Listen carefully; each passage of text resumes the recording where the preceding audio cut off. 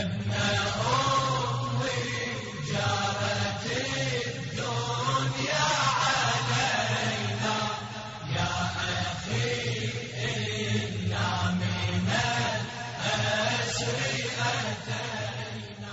بالله من الشيطان اللعين الرجيم بسم الله الرحمن الرحيم السلام عليكم ورحمة الله وبركاته. મૌલાએ કાયનાત અલૈહિસ્સલાતુ વસ્સલામ નહજુલ બલાગન અંદરમાં 45 નંબરની હદીસમાં ફરમાવે છે, લા તસ્તહી મિન ઇዕતાઇલ કલીલ ફઇન્નલ હિરમાન અકલ્લુ મિન્હુ.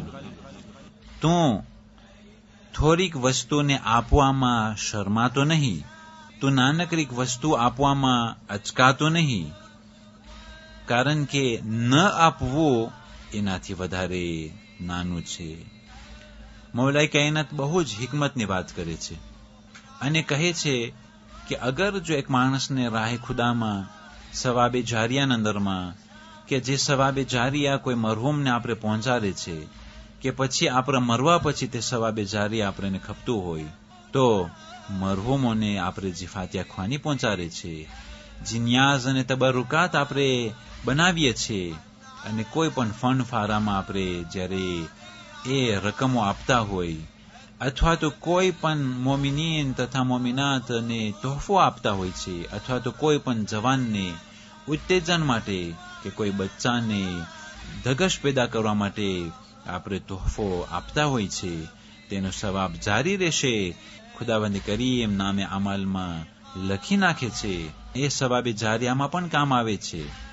અઝીઝાને મોહતરમ, ઘણી વખત ઘણા લોકોને એમ થતું હોય કે હું બહુ જ નાની રકમ આપવામાં મને શરમ થાય છે, તો મૌલાએ કાયનાત અલૈહિસ્સલામ સમજાવવા માંગે છે કે તે નાની રકમને તું એક પલ્લામાં અગર જો રાખ અને બીજા પલ્લામાં ન આપવું એને રાખ, તો અક્કલનો તકાજો એ છે કે ન આપવું એ તો ખાલી છે, એમાં તો કાંઈ નથી, તો ન આપવું એ વધારે ઓછું છે નાની રકમ તેના કરતા.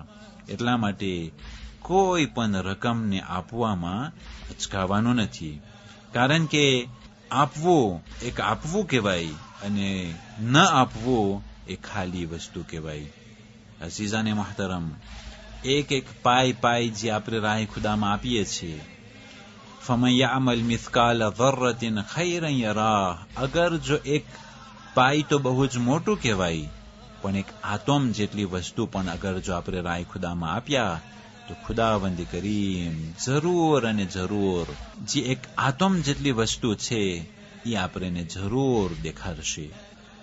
આપવું, કોઈ ચીજ આપવી અથવા તો પછી રાહે ખુદાના અંદરમાં કોઈને કલામ કરી, કોઈને અંકુરાજે કરી, કોઈને મોરાલ આપી અને તે સવાબે જારિયામાં શામિલ થાય છે, અથવા તો પછી તન મન અને ધનથી રાહે ખુદામાં ખિદમત કરવી, એ ફમન યઅમલ મિસ્કાલ ذرة ખૈરન યરાના અંદરમાં શામિલ થઈ જશે.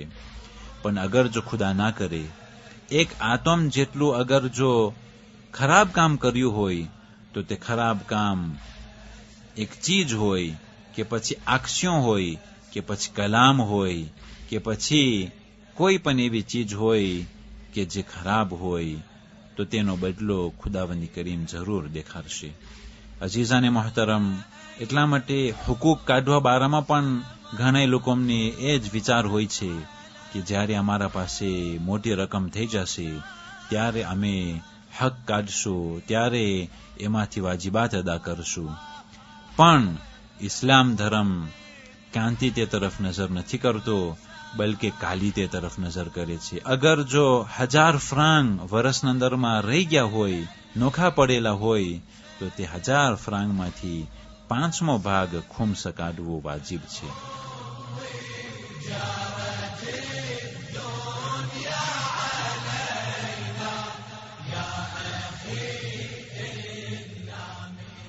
ત્રેવીસમી રબીઉલ આખર આજની તારીખોમાં 1245 હિજરી સનમાં બહુ જ મહાન આલિમે દીન કે જે મેઅરાજુ સઆદા ના લેખક છે, એ શખ્સિયતની વફાતનો દિવસ છે કે જેનું નામ અહેમદ અન નારાકી હતું.